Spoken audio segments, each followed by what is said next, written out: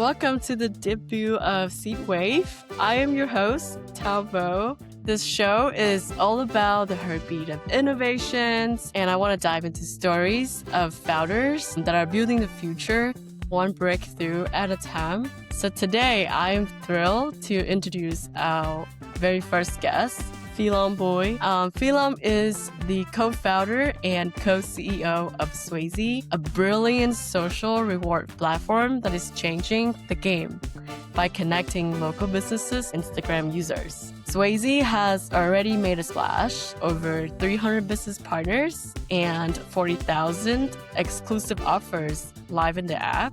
It is truly a powerhouse of community engagement. So your journey is just as fascinating as the tech itself.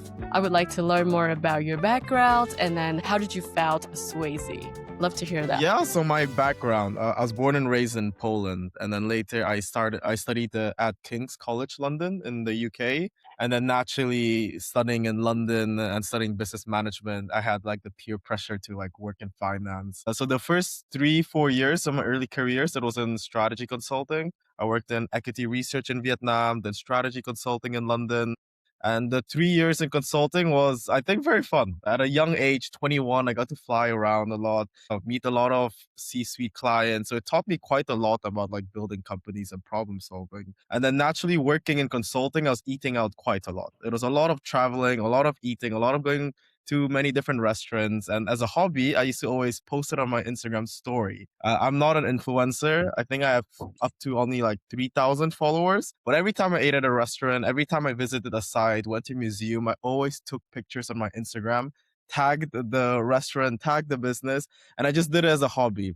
And then every time my friends or my family, they traveled somewhere, they'd always ask me where to eat, the places to go. They were using my stories as means of where to go and where to eat. And then eventually my co-founder, Kuba, he was living in Poland that time. He was working as a manager at a restaurant chain. He told me that I am basically promoting restaurants for free. Every time I post a picture like that, I'm basically promoting it. And then I realized to myself, I was like, yeah, you have a good point. I'm basically promoting restaurants, but I'm not an influencer. And then Kuba in Poland, as a manager, he used to create this campaign where he would tell his customers if they post and tag the restaurant on Facebook and Instagram, the customers would be rewarded with free lemonade. And that allowed the restaurant in 1 month to get hundreds and hundreds of people were posting about the restaurant. And then so we kind of noticed that, oh, it seems like that category of, nano-influencers seems to work.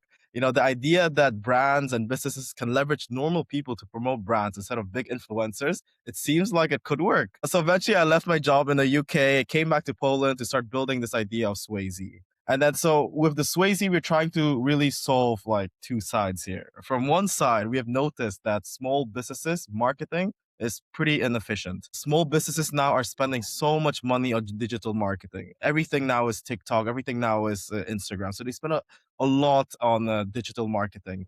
But every time they use all those like big influencers, they cost over $1,000 for each reel. And the engagement rates are incredibly low, below like 3%. And it's also very hard to measure the ROI when you pay a big influencer to promote you. On the second hand, the problem we're trying to solve is that we realize that people like me, everyday users of social media, they don't get any value when they promote brands. If you're a big influencer, you get paid, you get free stuff, you get this and this, but a normal person won't get anything out of it. And so we have noticed that nearly like 76% of social media users have less than 10,000 followers. So they basically can't monetize their accounts. And then 88% believe that they deserve something for, for just tagging and promoting brands like this. And then we have noticed that our friends' influence our purchasing decisions much more than ads and influencers. If we see our friends going to a restaurant, we'll most probably go there as well. And so the insight that we have learned is that word of mouth does seem to work, but there hasn't been a product that creates a solution like this. So we sometimes like to say that we have invented this new category of influencers called nano-influencers, meaning leveraging normal people to promote a brand. So for example, for a restaurant, they don't need celebrities anymore. They can get 100 real customers to post about them on their social media. So instead of paying one big influencer $1,000, why not just give 100 customers a free drink instead? So that's basically Swayze. Awesome. Okay, nano-influencer. I'm first learning this term. This is going to be like the 2026 term of the year. Hopefully. Hopefully. Yeah, I'm gonna promote it, Nano-Influencer, because I'm one of them, right? I don't have more than 1,000 followers. And marketing has been developing. Back in the days, we used to rely on those big celebrities, actors as means of promotions. Then we started using athletes, sports people, people playing football, people playing rugby to promote brands. Then we started using, YouTubers to promote. And then the followers keep getting smaller and smaller. Then we just had, Instagram, and then later the UGC content, meaning basically anyone now can create content for brands. And now to the lowest category of influencers, I like to call nano-influencers, meaning leveraging just normal people to promote brands. Yeah, I mean, the concept, it makes sense because for me, I'm more likely to purchase something if somebody I know that's used the product as, been there and promoted than like somebody who's I've Yeah. never met in person, even though they're celebrities. I know for sure that they're getting paid to do that and not because they experienced something there that they truly liked. So that makes so much sense. I love it. I think it's so interesting how often the best tech really come from those that are connected to our life, in our daily. You have a very international background and you bring a very unique global and also local lens to the table here. Do you think that your international experience has helped you to develop this? It's an interesting question. I think we chose to launch Swayze in Poland initially before moving to New York is because I was born there. So I knew quite a lot of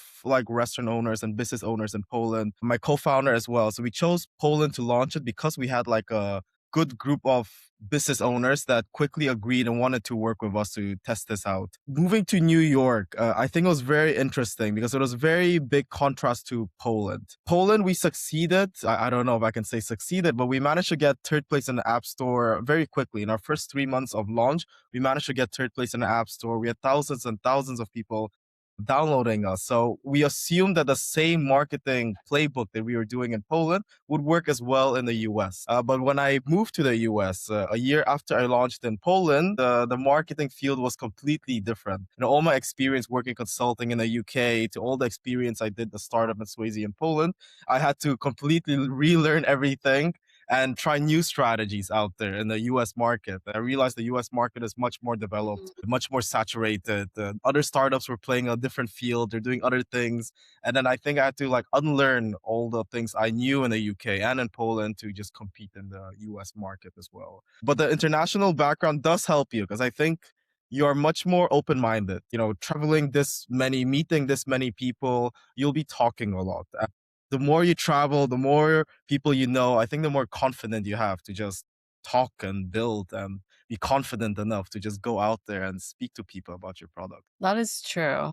I wish I could have that much international experience. That is really awesome. Why did you choose New York out of all the cities in the US when you entered the US So market? US, I think, was always the goal for Swayze. So even when we launched in Poland, we would know that one way or another, the goal of this product is to bring it to the US. We knew US was a market where businesses were willing to experiment with different marketing solutions. There were so many different businesses that they compete against each other. So they're willing to invest in different marketing solutions. And at the same time, the US had a lot of like wannabe influencers. A lot of girls, they love going out to restaurants, taking pictures, and they're not influencers. They just like taking pictures.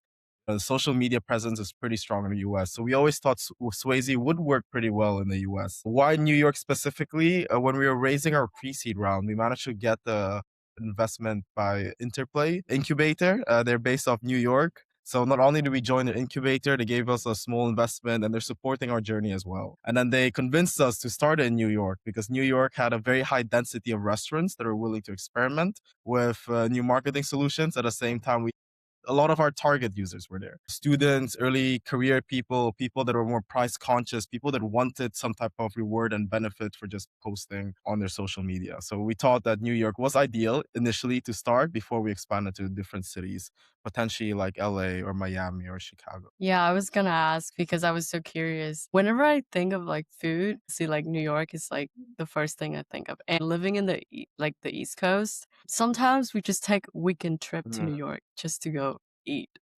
because all the Uh, best foods are there. So I guess you're targeting like the right group because they have tons of really good restaurants. So I started to like dig in and like search. I started downloading the app actually a few days Sure. ago, and I was just like, hey, let's check it out. Obviously, it's not available in Florida, but I was just searching for location in New York. There's so many deals on Yeah. there. Could you walk through like how to user redeem a deal or So get the how benefits the from that? app works is that when you go into the app, you don't even have to create an account. You just connect your Instagram into the app. So you just have to press connect your Instagram, and then we pull the Instagram account into the app. And then so you will see different type of deals on the app, and it ranges from restaurants to cafes, all the way to massages and nail salons, to now even like parties and yacht parties and tourist attractions on the app as well. But for example, let's say there is a Vietnamese restaurant in New York or a Korean restaurant in New York, like Barnju, and they would be offering like either a free shot, soju shot, or free cocktail. You press that you want that free soju shot, and then the coupon screen will come up on the iPhone, and then you have to show it to the waiter. Once you show it to the waiter will give you that free cocktail, and then you have 24 hours to post a picture on your Instagram story and tag Barnju. If you do not post a picture in the next 24 hours, then you'll get banned from the app until you post a picture. So that's kind of the idea. It's very simple, Oh, very seamless. You show it to the waiter sees it, the waiter gives you the cocktail, and then you have 24 hours to post a picture on your Instagram story. And then that is how the entire premise of the Swayze app works. The businesses are offering some type of deal on the app, and then the people are just redeeming those deals in exchange for posting about them in the next 24 hours. The also requirement we have is that the minimum requirement is also 250 followers. So you need at least 250 followers to be able to join our app. But public or private account is welcome to, into the app, oh, even even private private accounts. account? So is there a way for you to check, So for the private like public if it's a accounts, private we can check it using our AI bots, but with the private accounts, you'd have to upload the picture to prove that you took a picture. That makes so much sense. Because sometimes we do the giveaway on Instagram, they would say, "Hey, you need to have a public account because there's a way they Yeah. could So check." with Swayze, we did it that if you have a private account, although very tiny amount of our users are private, the majority, I think it's like 98% of people are public accounts. The private accounts, they have the option to upload the picture. I gotcha. How did you get so many restaurants in New York already like onboarded on your app?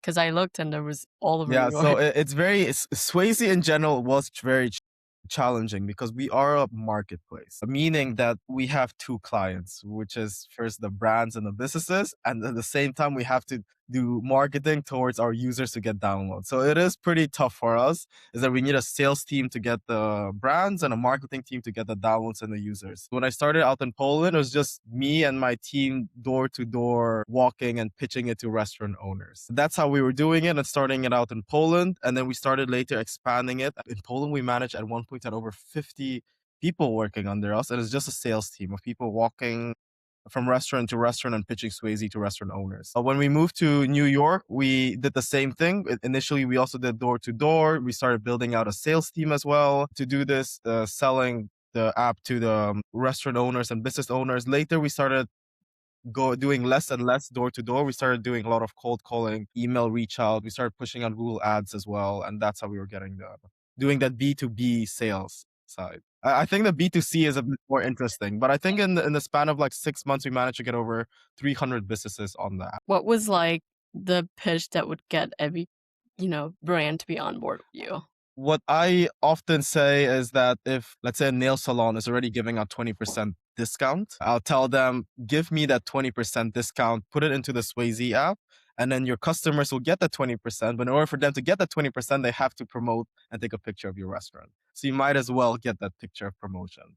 So that was the idea. If a restaurant is already giving out like a happy hour, they might as well put that happy hour into the Swayze app and get their customers promoting them in exchange for that. So it was like a no-brainer for the restaurant owner to already Oh, also put it into the platform.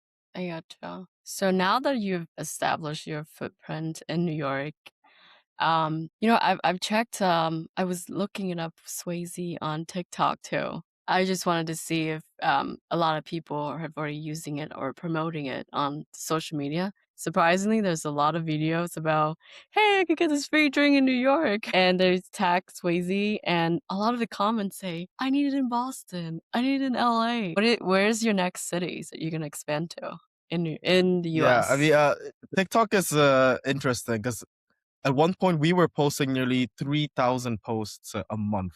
Every month we're posting 3,000 content, and across many different accounts. I think At one point, we had over like 80 different social media accounts. We were using all those creators, influencers to promote us as well. So we had so many different accounts, so many different videos, which was pretty fun. I haven't locked in a city yet where we would expand next. We're still pretty focused on making sure we are known and still building our brand in New York before expanding to different cities. But I think the next city could be Miami. Before LA would be Miami. Miami.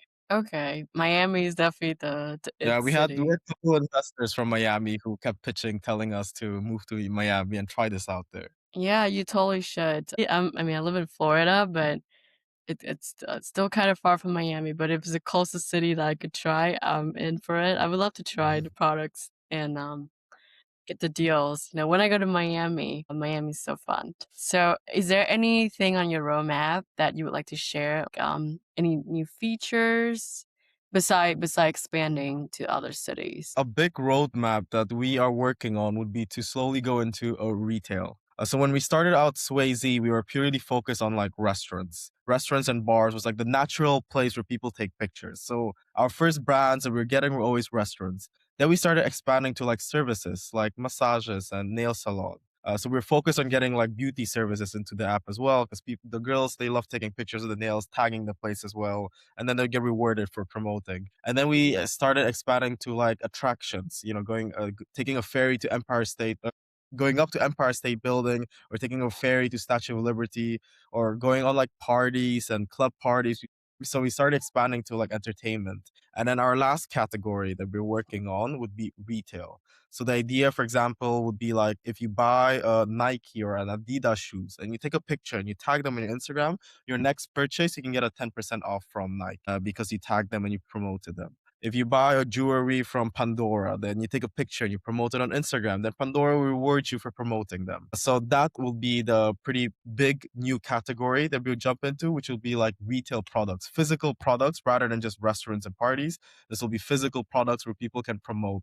And for brands, it's very interesting because a lot of like Pandora and Nike, they've been reaching out to us telling how interested they were in this. Because right now, a lot of their marketing is focused on just like big influencers. You know, they'll pay big influencers, celebrities to promote Nike. They started paying like UGC creators, but the idea that their own customers can also promote them is something relatively new for them. So that's why when they heard that idea that their customers can also become their marketing, they were pretty interested in this. So I think that'll be a big step in our roadmap. Wow. I mean, I'm so excited for you that you have big retailer like Pandora reaching out to you. Do you think, have you reached out to any other retailers beside the one that reached out to you? So I right now we haven't been promoting it that much. It's more like we still have to develop it Oh, before we start doing the sales of yeah. it and reaching out to more brands. I think once we complete and Yeah. update the app, then we will start reaching out to companies to join and put the deals into the platform. I see. I see. Sorry, my next question was going to ask, give you phase challenges because I know it's different from like, because restaurants or local businesses are, I think they're very open to trying things. Big retailers, I don't know if you face any challenge. I was curious to hear them, but maybe in the future, I can do another episode when you get to the retailers. Would love to hear. Started also using a lot of like intermediaries. That was also very helpful in our like journey to get that B2B side. Intermediaries would be, for example, like a restaurant side would be like Cisco, for example. Cisco is like a company that sells meat to restaurants. And so they get to talk and meet restaurants every single day Mhm. because they are selling meat or selling alcohol to them.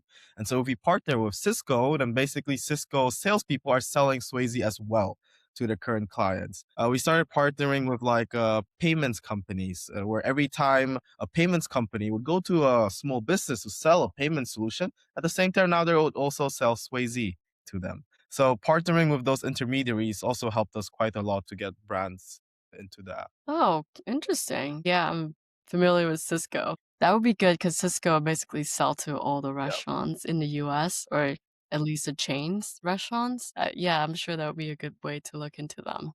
So when you look back, you know, I think you founded this company in 2023. Looking back, do you think you have any advices for those who are like starting out, like where in the position where you were a few years ago?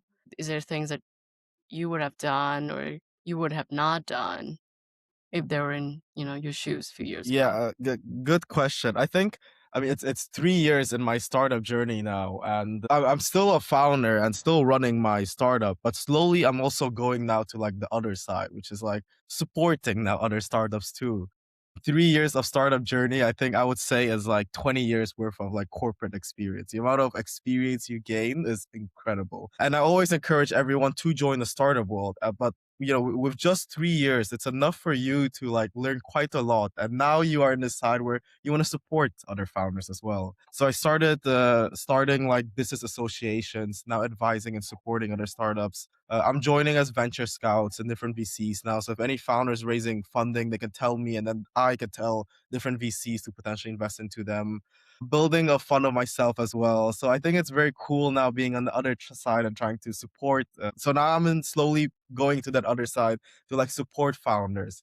But I always tell people, young people, students, people in like finance or in corporate, take that shot and build that startup of your own. I think I had the privilege of working in finance and consulting, going to a good uni in London, traveling a lot. I've been to like 64 countries now. I was consistently flying. I thought that was peak of my life, getting to live that consulting life. But I noticed, I think the happiest and the most meaningful I've ever been was when I started building my own company. The fact that I had to pay wages, there are people relying on me. I'm building a project of my own dreams. I get to wake up and do something I'm excited about. I think that gives so much meaning to life. It gives so much purpose and so much happiness compared to when I was working in corporate. So anyone I meet now, I always tell them, take that shot, build that startup. If you had any dream projects, just do it. Don't talk too much about it. Don't overthink. Just do it. And then the reward will come afterward. But you will only live once. Worst case, the startup doesn't work out. You can always come back to your old job. You can always go back to applying to corporate again. That is the worst case. If the startup does works out, then the sky is the limit. The stars is the limit. There's so much you can gain. If it doesn't work out, you can always go back to a job. Very good answer. I feel so inspired now. Now to hear that. Like they said, let the working do the talking, right? This has been a great conversation with you. You have explained your products really well, your visions. I feel truly inspired by just having this conversation with you, and I don't think this could be any other perfect guest than you to be the first episode, because I truly learned so much from this conversation, Well, this is the end of this episode. If you want to hear more about the show, subscribe to this show, and I guess we're looking forward to the next one.